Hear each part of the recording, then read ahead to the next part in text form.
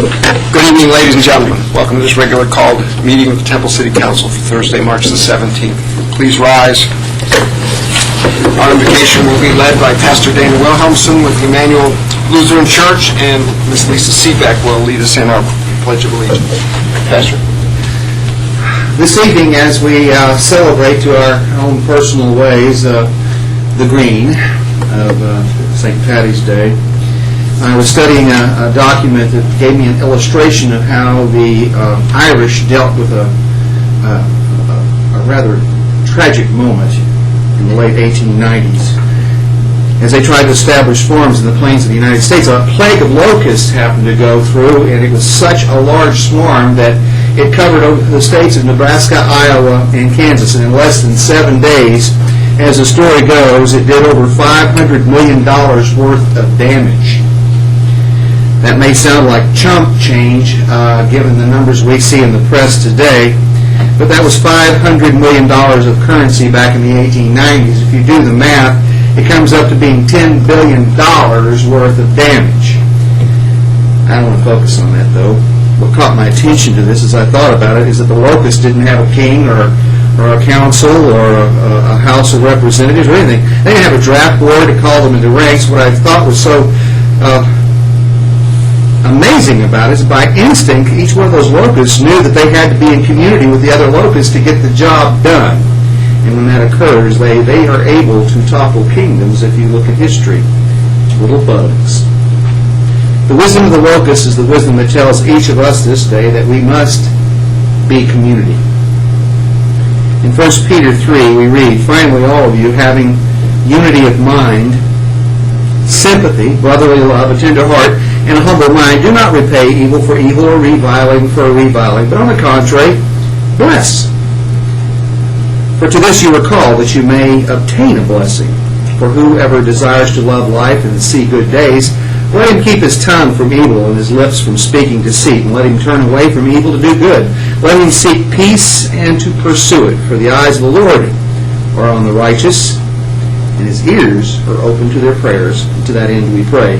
Almighty God, you created all governments for the good of your people. Give grace to those who serve on our city council and those who have come to actively participate in our community affairs. Grant them all clear minds and compassionate hearts, that as they work together with a constituency called Temple, Texas, they may fulfill their obligations according to your will. And that under the leadership and the decisions of this group, the citizens of Temple may be blessed. Merciful Father, you have committed to our love and to our care our neighbors and their needs. Please be with and protect all of our civil service employees here in Temple who serve and protect us, and let their labors be amply blessed. And let them know that inasmuch as they do it unto the least of the Master's brethren, they do it unto him. And God of all peace, you want your children to live in harmony together. As we gather this day to discuss important civic matters, move us all to examine our own hearts, that we may recognize our inclinations to strife and discord, so that we might speak reasonable words of peace with one another. Give us patience and strengthen our commitment to serve our neighbors according to the love you've shown us in Jesus. In his most holy name we pray, amen. Together we gaze upon the colors of our national flag as we again pledge our allegiance to its values.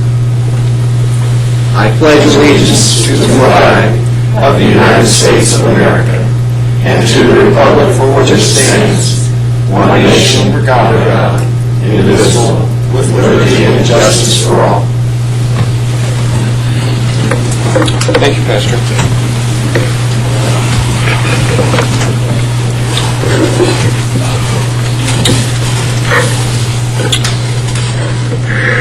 As we open our meeting this evening, our next item of business is to take care of some proclamations and recognitions this evening. So,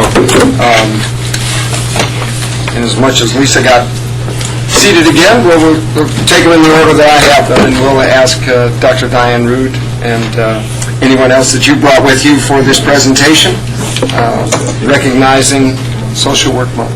please.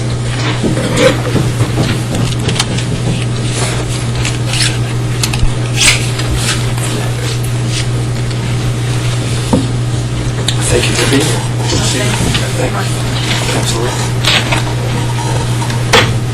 I offer this proclamation in recognition of a very special month from the Office of the Mayor of the City of Temple.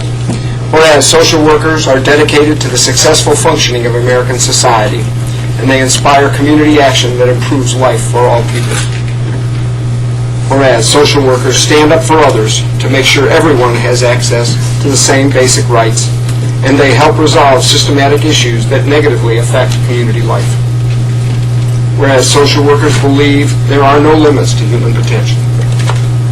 Social workers work in private practices, agencies, organizations, hospitals, the military, government, and educational institutions to provide resources and guidance that support social functioning.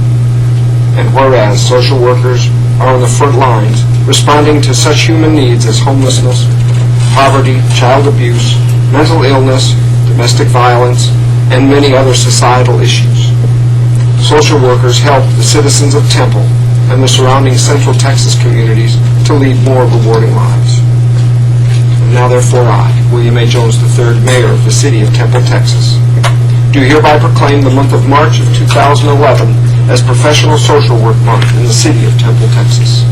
And I call upon all citizens to join with the National Association of Social Workers and the NASW Central Counties Branch in celebration and support of social workers and the social work profession. In testimony whereof I witness my hand and the seal of the City of Temple, Texas, on this, the 17th day of March of 2011. I appreciate the opportunity to present this to you, and thank you for the work that you do in our community to make the lives of our citizens better. Thank you. Thank you. Next year. Can I get them to pause with you for a second? Oh, certainly. Smile though, I'm sorry. Okay, smile. Thank you. One more for posterity. Very good. Thank you. Thanks all very much.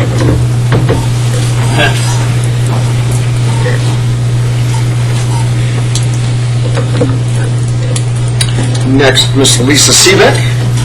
If you will come forward, I believe, not only representing the City of Temple, but Keep Temple Beautiful Board of Directors today. And we have a proclamation recognizing an annual event in our community. Whereas Keep Temple Beautiful, a local nonprofit organization, strives to improve the quality of life in our community through enhanced community awareness, education, public-private partnerships, working together on projects that keep our environment clean and free of debris, beautify our neighborhoods and public spaces, and install pride and a sense of ownership in our community. Whereas Keep Temple Beautiful Incorporated organizes a cooperative volunteer network of citizens, organizations, businesses, and government entities for the Great American Cleanup, currently in the 5th year in Temple, Texas, which is part of the National Keep America Beautiful Great American Cleanup. Whereas Keep Texas Beautiful, an affiliate of Keep America Beautiful, is working with communities, counties, and volunteer groups statewide to conduct litter prevention cleanup, beautification, and community improvements for the Great American Cleanup.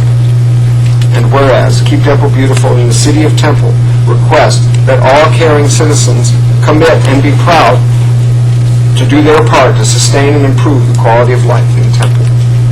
And whereas the City of Temple and Keep Temple Beautiful wish to support the nation's largest cleanup, beautification, and community improvement program built on the foundation of civic pride and individual responsibility.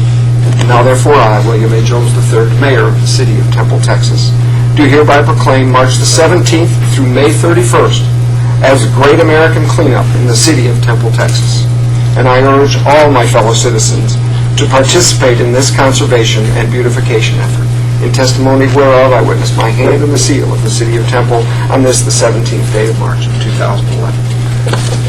Thanks for what you do for our city, and thank you for what you do for Keep Temple Beautiful. Thank you. For your membership on our board. Yes. On Thanks. behalf of KTV, the City Temple Police Department, There you go. I thank you very much on behalf of Keep Temple Beautiful, and the City Public Works Department. Might add that we'll be doing cleanup activities all during this time. We plan on setting containers throughout the neighborhood on April the 9th, and so there'll be a good opportunity for people to clean out those things that have been generating the last year and get rid of those. So thank you very much. Appreciate it. So we're going to put roll-offs out or Yes. containers out in the Yes. streets? Okay, good. Will there be an announcement about where they'll be located? Yes. What this for? And we'll put them on the channel TV. Channel 10. Good. Thank you very much. Thanks a lot.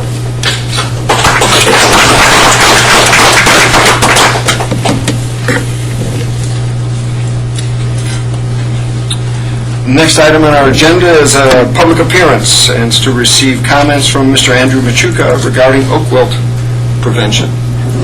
Mr. Machuca, welcome. Glad to have you back with us again. Good evening, Mayor Jones and council members. Thank y'all for allowing me to speak tonight. Most of y'all know me. I've spoken here before, but for those that don't, my name is Andrew Machuca. I'm an ISA certified tree worker for Jodis Tree Service. And I'm here today to speak about oak wilt and the measures the community can take to help prevent oak wilt.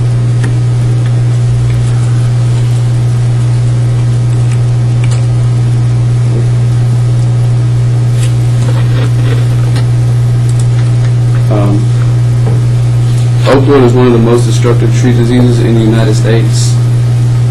It is an infectious disease which basically prevents the tree from being able to take up water.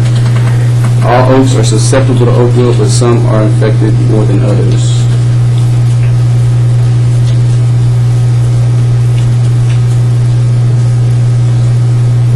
Oak wilt is spread by diseased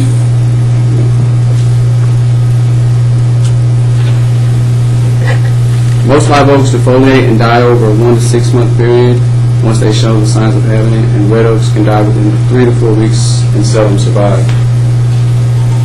Oak wilt is spread several different ways. One way is diseased firewood,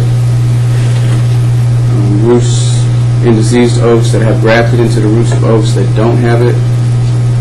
Homeowners, construction workers, landscapers, and tree services that are unaware and pruned in the months of February through June, and not sealing the wounds. Also, sap feeding Nidodulia beetles. Kristen.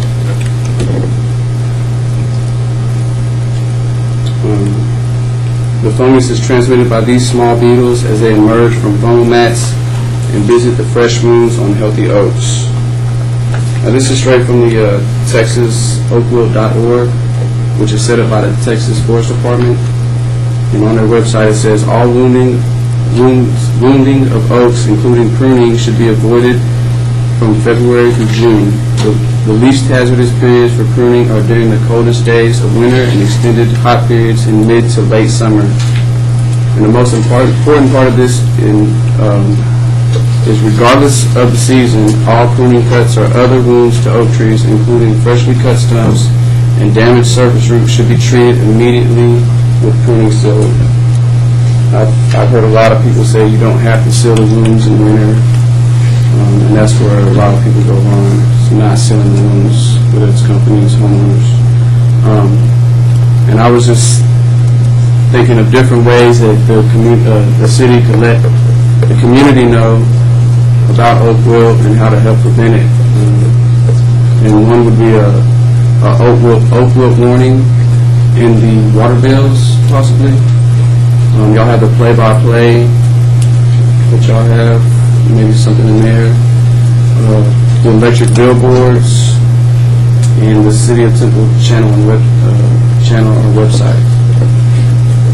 And also, I was wondering, before I leave, if there would be a possibility of me getting a name of someone I could speak to maybe see this through. We've got a tree arborist in the city, and so that might be a good place to start with Val Roman. Ken, would that be a worthwhile suggestion? Yeah.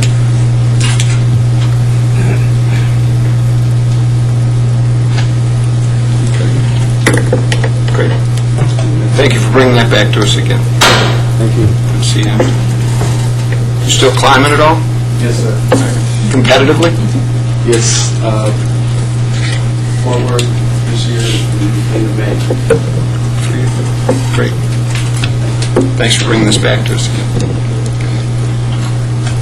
Next item on the agenda is an opportunity for public comment. Citizens who desire to address the council on any matter may sign up to do so prior to the meeting, and public comments are taken during this time where there's no action or final, or comments taken or final action, but no one has signed up to speak this evening, so we'll move through that item. Consent agenda, item 5. A through H. All items listed in this section consent are considered to be routine by the council and may be enacted by one motion. If discussion is desired by the council, any item may be removed from the consent agenda at the request of a council member, and it will be considered separately. Council, your pleasure. Item 5, A through H. Anything that you wish to be removed for consideration, presentation, or voting? Otherwise, I'll entertain a motion. Motion to approve. Second. Motion and a second to approve items 5A through H. If there's no further discussion, Madam Secretary. Aye. Councilmember James White. Aye. Mayor Pro Tem Williams. Aye. Mayor Jones. Aye. Item 6, first reading and a public hearing to consider adopting an ordinance authorizing an amendment to Articles 2, 3, and 11 of the Unified Development Code regarding final decision-making authority for sidewalk waivers and the establishment of definitions for sidewalk and trail. Mr. Mabry. We're working on some technical issues, but I think I can probably go over my presentations for you until those are straightened out. We have someone also working on printing out PowerPoints to give to all of you, and then I can also use those to present to you once those are ready. This first item that you just introduced is an amendment to the Unified Development Code related to sidewalks, and there's kind of two purposes for this proposed amendment. One is to change the authority for who may grant sidewalk waivers whenever a developer requests to not have to provide sidewalks for the property that he or she is developing. That proposed amendment changes the ability to grant the sidewalk waiver from the Director of Public Works to the Director of Community Services. That is a fairly simple change in the wording of the Unified Development Code, and that is attached to the staff report that you've been given, and I think that you have access to on your screen. Basically, in two parts of the Unified Code, we will be changing just that title of Public Works, or Director of Public Works, to Director of Community Services. This would allow the Director of Public Works and the whole Public Works Department to focus and continue to focus their attention on maintaining existing infrastructure, which includes sidewalks, and planning, who is more concerned with extension of new facilities and new infrastructure.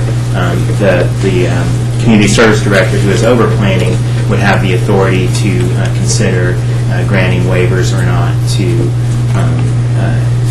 a sidewalk waiver request.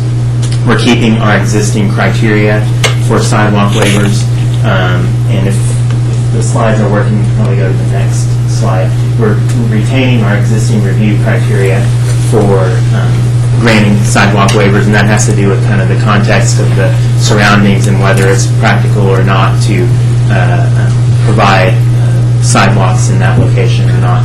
And we would retain the ability of the Director of Community Services to refer a waiver request onto the Planning and Zoning Commission and to the City Council if the Director of Community Services didn't feel comfortable granting the sidewalk waiver request.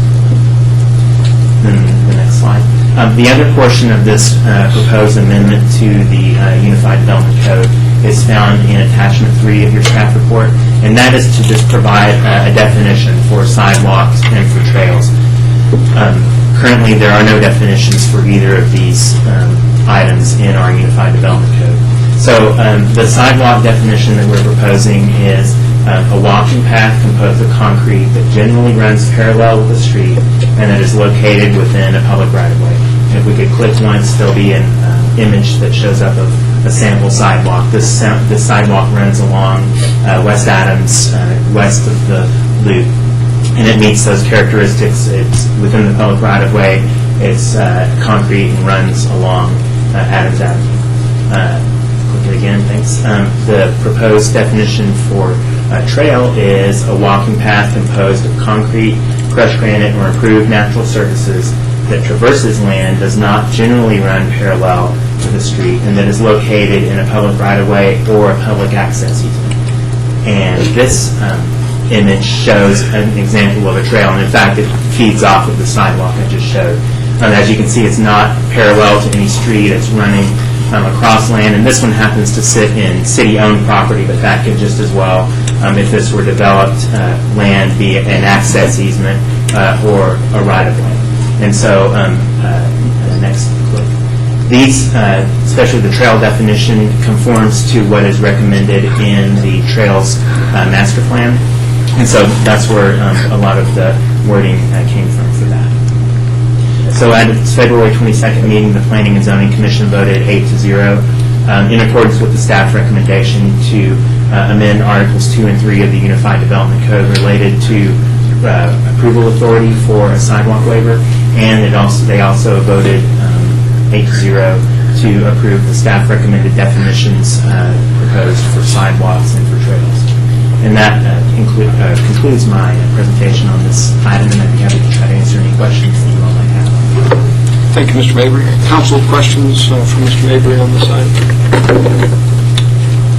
Thank you, sir. There being none, this item requires a public hearing. I'll declare the public hearing open at this time. Anyone wishing to speak before the council on this item, please come forward and state your name and address for the record prior to making your comments. Seeing no one wishing to speak, I'll declare the public hearing closed. Council, your pleasure on item 6. Motion to approve. Second. Motion is second for approval of the ordinance authorizing amendments as described in the presentation. There's no further comment. Madam Secretary. Councilmember Bennett? Aye. Councilmember Jansen? Aye.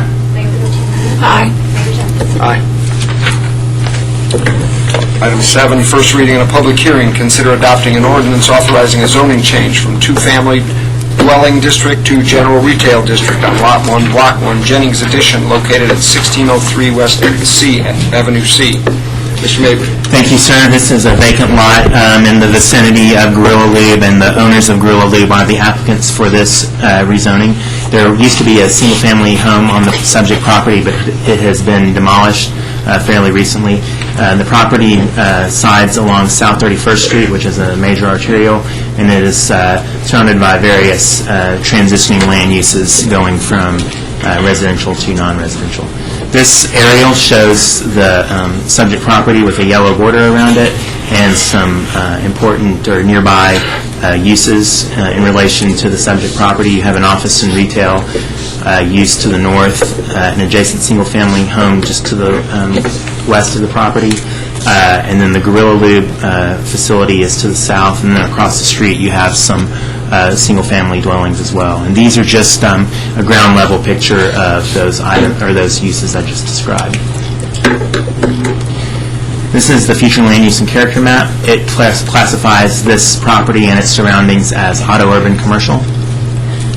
This is the zoning map, and I highlighted in pink the general retail and light industrial, which happens to be their areas on the zoning map. This would fill in kind of that gap along South 31st and make a complete frontage of retail along 31st Street. 31st Street is a major arterial on the thoroughfare plan, and this request complies with that designation. There are water and sewer lines serving the subject property as shown on this slide. 14 notices were mailed to surrounding property owners within 200 feet of the subject property. One was returned in disagreement, and one was returned in agreement, and then we had a return mail basing our mailing list on county records. There was a disconnect there, and we had one returned to us. On February 22nd, the Planning and Zoning Commission voted 8-0 to approve this requested rezoning from two-family to general retail. Staff made the recommendation for approval because the request complies with the future land use and character map, with the thoroughfare plan, and there are public facilities in place to serve the property. And that concludes my presentation, and I would be happy to try to answer any questions that the council might have. Thank you, sir. Council's questions for Mr. Mabry? There being none, this item again requires public hearing, and I will declare the public hearing open. Anyone wishing to speak before the council on this item, please come forward and state your name and address for the record prior to making your comments. Seeing no one wishing to speak, I'll declare the public hearing closed. Council, your pleasure on the first reading. Motion to approve. Motion is second for approval of the ordinance authorizing the zoning change as described. If there's no further discussion, Madam Secretary. Councilmember Dunn. Aye. Councilmember Jansen. Aye. Pro Tem Linda. Aye. Mayor Jones. Aye. Item 8, this is a first reading and a public hearing to consider adopting an ordinance authorizing a zoning change from single-family 1 district to 2-family district on Lot 4, Block 1, Bruner Brothers Addition, located at 1303 South 2nd Street. Mr. Mabry. Apologize, just a moment, sir.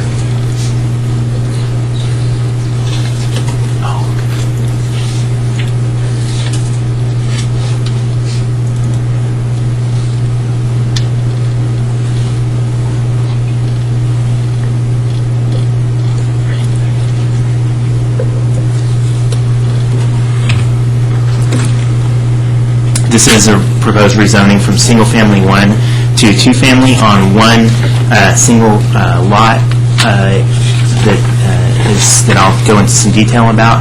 The property fronts on South 2nd Street, and it is currently vacant. This shows the surrounding, or an aerial of the subject property in yellow. It's at that kind of odd intersection of Avenue M, where M makes a curve and 2nd Street continues north and south. And it only has frontage on 2nd Street, not on M, but it's close to that point.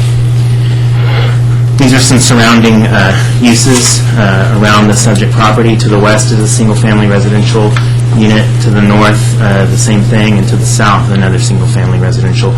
To the east is a recently vacant property, which is across an alley from the subject property.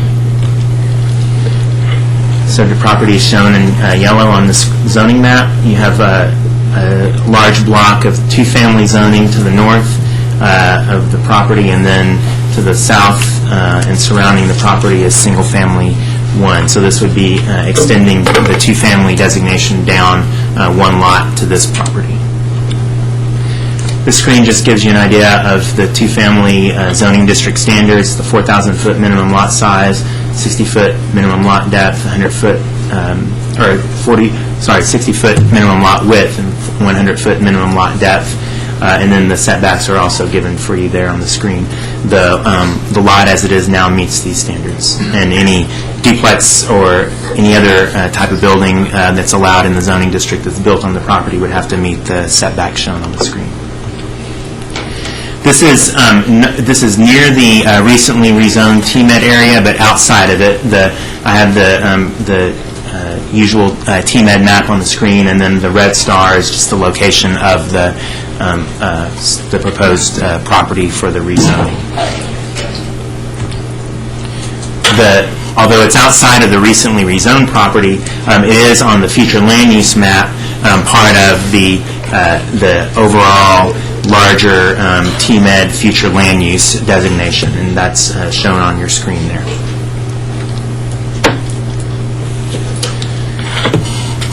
This property is shown on the thoroughfare map with a collector street.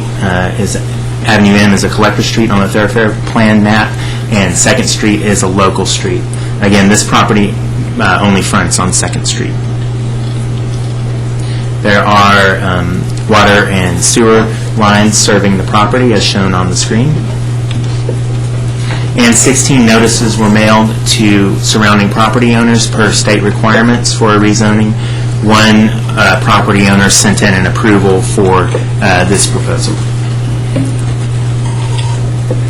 On February 22nd, the Planning and Zoning Commission voted 7-0 with one abstention from one of the Planning and Zoning Commission members to approve the rezoning from single-family 1 to 2F due to the request complying with the future land use and character map, the thoroughfare plan, and there being public facilities for the property. And I could answer any questions you might have in this case at this point. Thank you, Mr. Mabry. If there are no Questions from the council?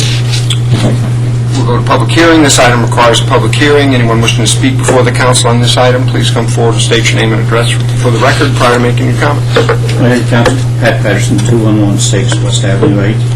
This is a vacant lot that I've owned for several years. It's an infill lot.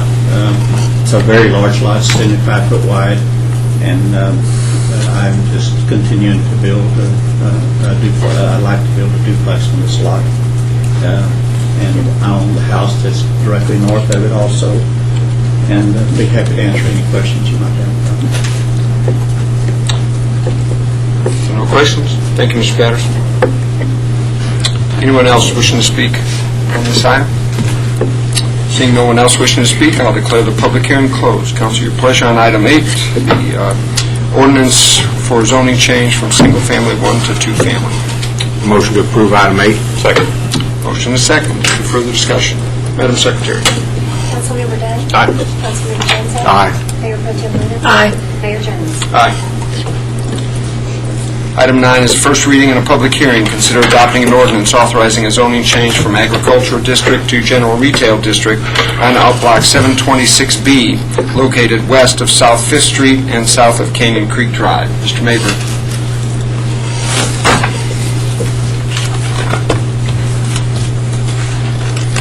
Thank you, sir. This is a proposal for a rezoning from agricultural to general retail in order to establish a retail development. The property is currently undeveloped, and it is adjacent to South 5th Street, just south of Canyon Creek Drive. There's an aerial of the subject property with the yellow border around it. To the north is a single-family residential dwelling. To the east is the Blackland complex. To the south is a single-family residential dwelling, and then to the west, kind of behind the property, is undeveloped. And there's also, you can kind of see it well on this aerial, there is a city proposed trail behind the property as well, to the west. The future land use and character map designates this property as auto-urban commercial, which complies with the requested, which the rezoning complies with. The surrounding zonings are shown on this map. I've highlighted the existing commercial type zonings in pink. South 5th Street is a major arterial, and that's appropriate for this request. And there are water and sewer lines that already serve the property. There were 7 notices mailed for this request to surrounding property owners, and we received 2 that were in agreement with the request and none that were disagreeing with the request. At its February 22nd meeting, the Planning and Zoning Commission voted 7-0 with 1 abstention, recommending approval of this rezoning from agricultural to general retail for the same reasons that several of the other cases have been recommended, that the request complies with the future land use and character map, with the thoroughfare plan, and that public facilities serve the property. That concludes my presentation, and I'd be happy to try to answer any of your questions. Thank you again, Mr. Mabry. Council, questions on the item? There being none, this item is first reading and a public hearing. I'll declare the public hearing open at this time. Anyone wishing to speak before the council on this item, please come forward and state your name and address for the record prior to making your comments. Council, Pat Patterson, 2116 West Avenue 8. This is a piece of property I've owned for 7 years. I decided this time to start rezoning, and then I'm going to bring a planning request to the city. I'm going to build a new office down in that area on South 5th Street, and develop some additional small acreage for general retail and office use. So I have 12 acres there that I'll be breaking up into small tracts for office and general retail. Any questions that you have? No questions. Thank you, Mr. Patterson. Anyone else wishing to speak? Seeing no one else wishing to speak, I'll declare the public hearing closed. Council? Motion to approve? Second. Motion is second for approval of the item. If there's no further discussion, Madam Secretary. Councilmember Dunn. Aye. Councilmember Jansen. Aye. Mayor Pro Tem Luna. Aye. Mayor Jones. Aye. Item 10, first reading and a public hearing, consider adopting an ordinance amending Chapter 37, Traffic of the Code of Ordinances of the City of Temple, Texas by adding Section 3755, Engine Brake Prohibited, prohibiting the use of an engine brake on a street or roadway within the city limits. Mr. Green? Thank you, Mayor and members of the council. This ordinance would add a section to the traffic code of our city ordinances, which would basically prohibit vehicles from using any type of engine brake, or what is commonly known as a jake brake, to reduce the speed of their vehicle or to come to a complete stop. In doing a little bit of research about this, engine brakes are commonly in more urbanized areas prohibited by cities. They put restrictions on their use. The ordinance that we have would prohibit their use within city limits except for emergency vehicles or other emergencies for that vehicle. And we would anticipate, while the ordinance does apply citywide, we would anticipate handling it on a complaint basis. We've got a couple streets where we have large trucks coming into the city, into areas that are urbanized, like on Highway 36, posting signs in those locations to prohibit that use. This is the first reading of the ordinance, and it does require a public hearing, and I'm glad to answer any questions you might have. Thank you, Mr. Graham.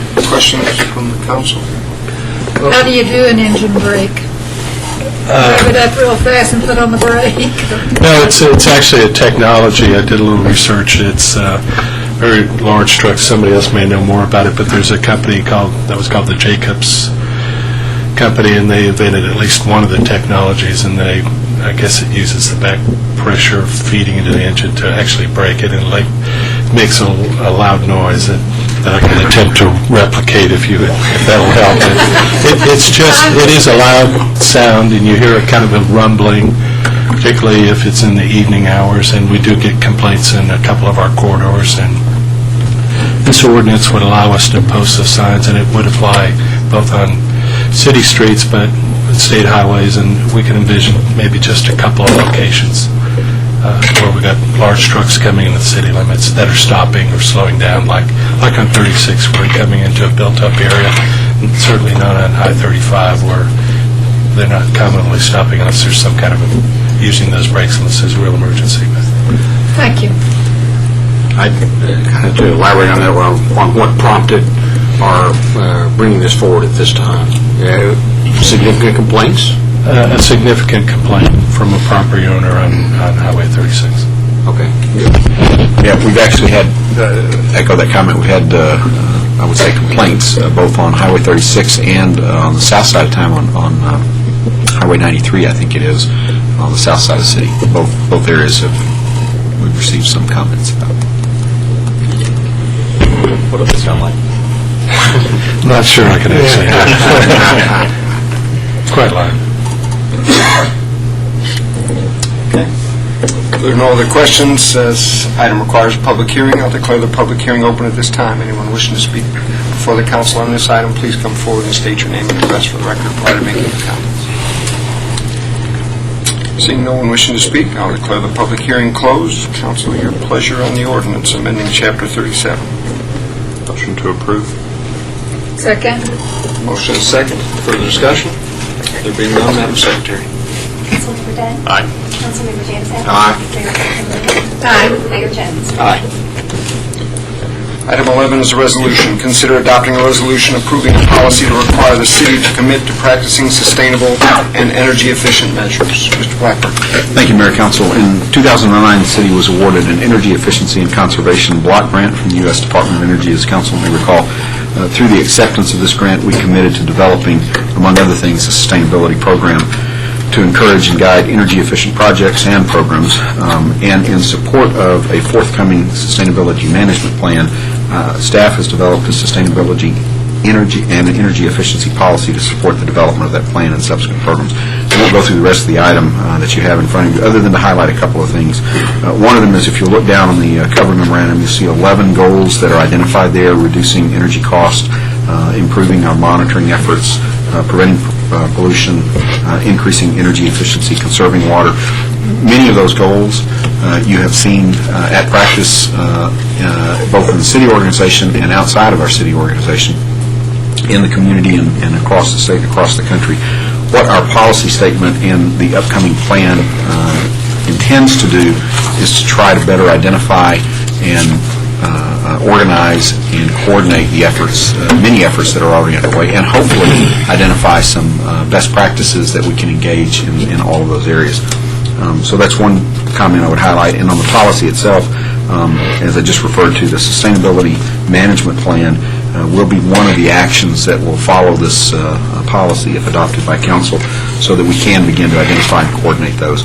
And then my last comment, on the second page of that policy, there's a bullet that indicates that one of the efforts is to ensure that the relationship and impact of energy cost on the city budget and expenditures is understood and monitored. I would almost add to that, and better managed. I mean, the hope is that we'll not just understand and monitor those, but we'll also better manage those as we go forward. I'd be happy to address any questions that you might have. Thank you, Mr. Blackburn. Council, questions?